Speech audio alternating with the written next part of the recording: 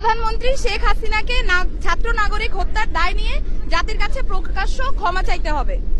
দ্বিতীয় দাবি, আইন শৃঙ্খলা রক্ষাকারী বাহিনী ও দলীয় ক্যাডার এবং সন্ত্রাসী কর্তৃক ছাত্র নাগরিক হত্যার দায় নিয়ে স্বরাষ্ট্রমন্ত্রী আসিফুজ্জামান খান কামাল, সড়ক পরিবহন ও সেতু মন্ত্রী ওবায়দুল কাদের, শিক্ষামন্ত্রী মহিবুল হাসান চৌধুরী নয়ফেল, আইনমন্ত্রী আনিসুল হককে মন্ত্রী পরিষদ থেকে পদত্যাগ করতে হবে।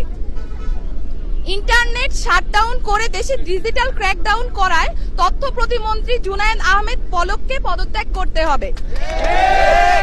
আন্তর্জাতিক মিডিয়ায় শহীদ শিক্ষার্থী এবং আন্দোলনরত শিক্ষার্থীদেরকে ড্রাগ অ্যাডিক্ট বলে কুরুচিপূর্ণ ও মিথ্যা বক্তব্য দিয়ে এবং আন্দোলনকে ভিন্ন খাতে প্রবাহিত করার চেষ্টা করায় তথ্য প্রতিমন্ত্রী মোহাম্মদ এ আরাফাতকে পদত্যাগ করতে হবে। দাবি নাম্বার 3, ঢাকা সহ যত